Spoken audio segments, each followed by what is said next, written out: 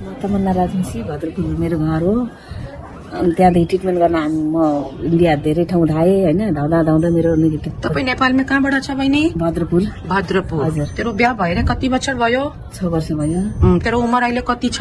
43। तपाईँ अगाडि 2 चोटि आइभीएफ कहाँ गरेको थियो? फेल भयो थियो जो? सिलगढीमै गरेको थिएँ, फेल भयो आइभीएफ। तपाईँ उता कस्तो गयो? अनि त्यस पछाडि एउटा पण्डितले यता देखाइदिनु भयो हाम्रो। तपाईँ उता कुन पठायो? एउटा पण्डितले हाम्रो उता अर्को आइभीएफ सेन्टरमा। त्यो अर्को हस्पिटलले नेपालको हस्पिटल तपाईँको रेफर गर्यो थियो। त उता तपाईँको के भयो? फेलियर भयो। फेरि तपाईँको फ्यामिली क्लिनिकको एड्रेस कुन दियो? एउटा पण्डितले दिनुभयो। भद्रपुरबाट पण्डित कहाँ बस्छ? गुरुजी किचना पर्छ।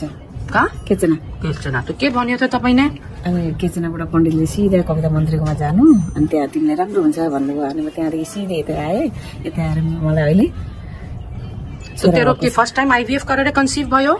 कविता नामकोमा फर्स्ट टाइम हो आइभीएफ। गरेर तपाईँको 6.5 महिनामै कम्प्लिकेसन भयो नेपालमै।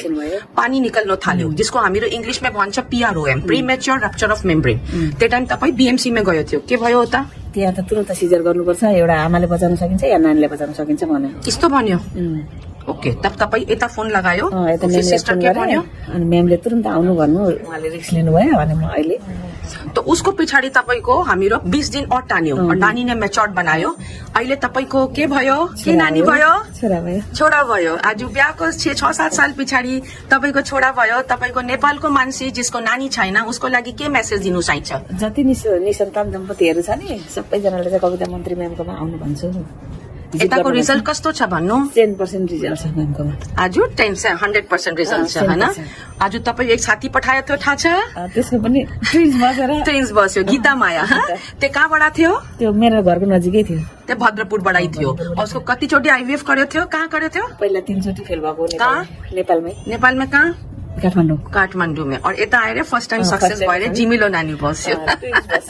और तपाईँ अहिले छोराको आमा बन्यो। म साह्रै खुसी छु क्या यहाँ कविता म्यामकोमा आएर।